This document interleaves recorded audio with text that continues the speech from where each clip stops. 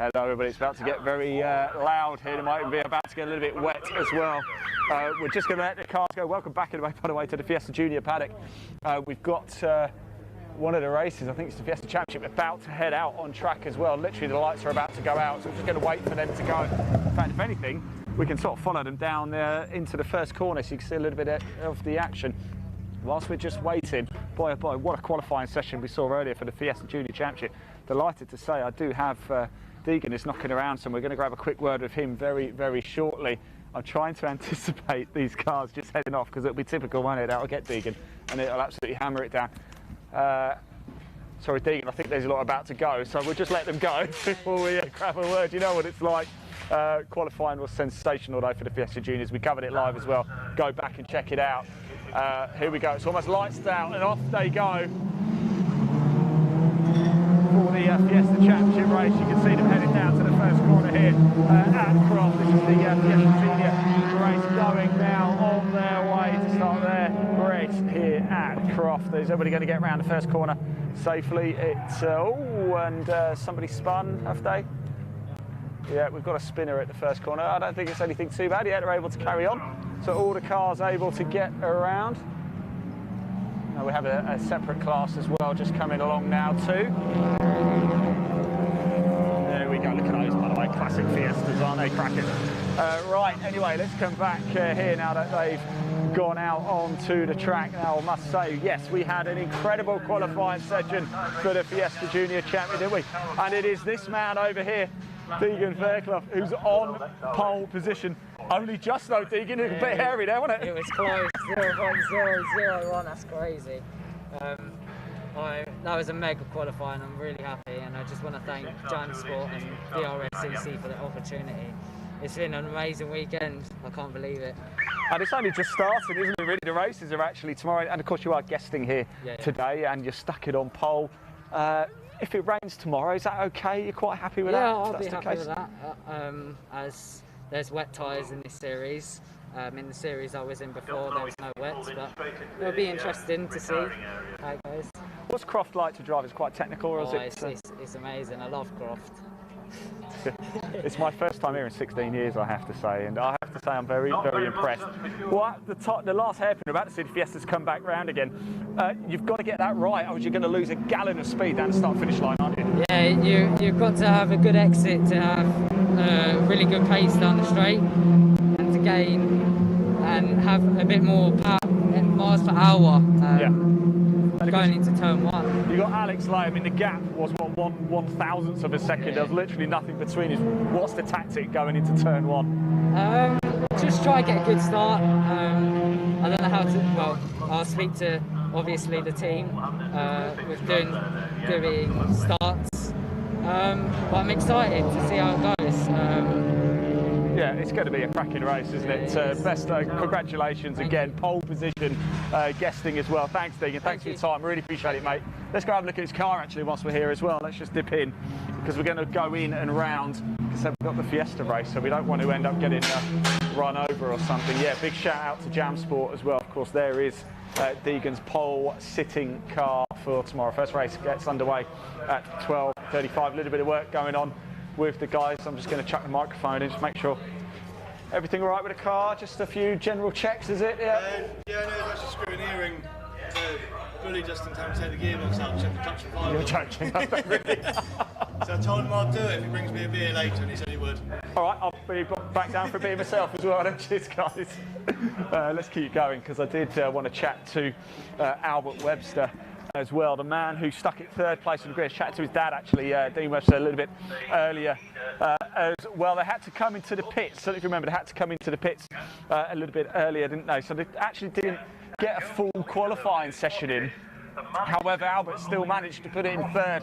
I had a little chat with him off camera and I said, do you have the pace to get, you know, would you have had the pace to get pole if you'd been able to carry? And he said, no, actually, because we've got the old engine in. They do have a new engine, but they haven't put it in yet.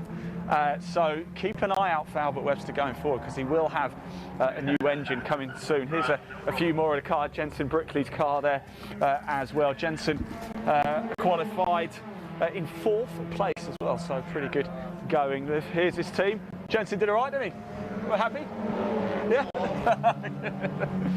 Let's keep going down. We've got Misty Racing here as well today. Here's the guys. Selfie.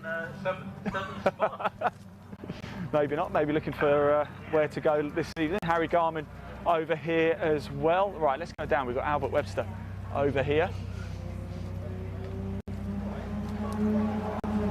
Let's see if there's his old man.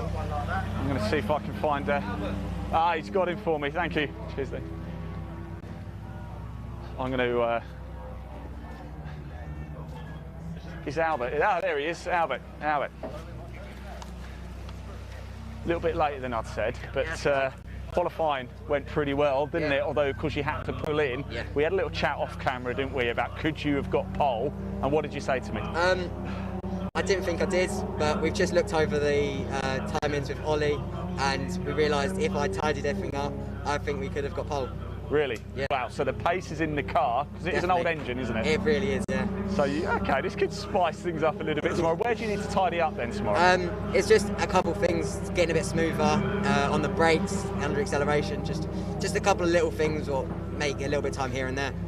Yeah, and look, start is going to be crucial again tomorrow. Yeah. We're not sure what the weather's going to be doing. Alex and Deegan, there's literally nothing to call between them. Can you get off the line and get through them, do you think, into the first corner? I believe I can. I've had good starts in the past at Cadwell. I've had Donington before my role. I had a really good start, so I'm just hoping it's dry so I can get a good start again. Fantastic. Okay, no rain dancing tonight. Albert, thanks for your time. Thank you very much. Well, that just about wraps it up actually from us here today at Croft. We'll be back tomorrow, of course. Let me just run you through the qualifying order before we do head off. Deegan Fairclough, we just heard from there, put in a 141.808 in qualifying. Incredible stuff.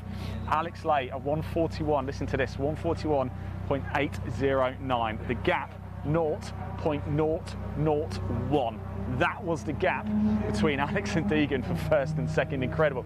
Albert Webster, this is his car. He will be starting in third place. As we heard though, he was only 2.93 seconds behind pole. Thinks actually the pace is there. He could do it if you just tidy up a little bit.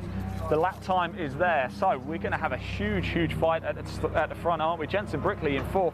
Jake Maynard will start in fifth. Joseph Knight will start in sixth. Lyndon Hodgson in seventh. Sid Smith in eighth. George Davis in ninth. James Wallace in 10th. Jake Triggs in 11th. Archie Handy in 12th. Actually, before we do break off, I just want to show you Archie Handy over here because he's running like the Pink Panther cars that we saw in Formula One a couple of years ago, didn't we, before they changed their name and became Aston Martin.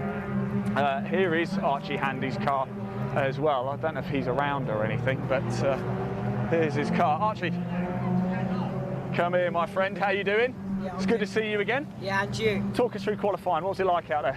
Well, it was the same conditions as this morning. Obviously, I didn't have much luck this morning. Yeah. Cold tyres, a bit too fast going into the first corner.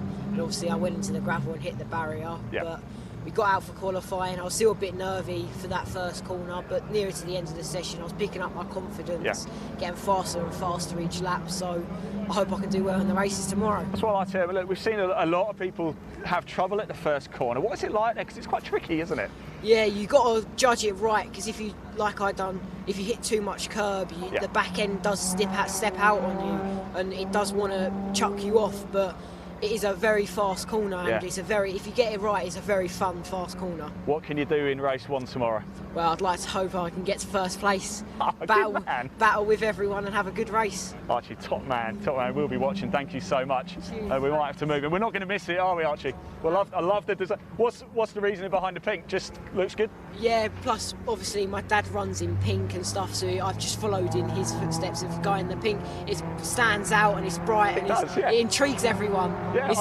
a different to everyone else. And it's a commentator's dream. Thanks, Archie. Cheers, mate. There you go, Archie Handy there.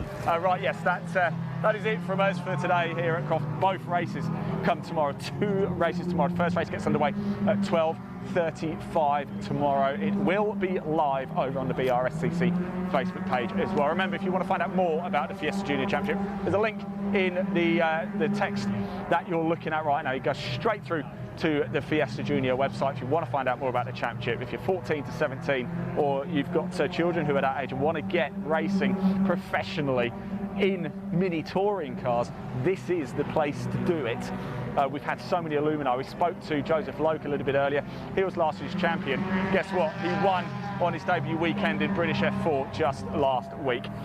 I'm going to head off for today, but I will be back live for more exclusive content tomorrow. And here's a little look at what you can expect from the Fiesta Junior Championship in 2021. Enjoy, and I'll see you tomorrow.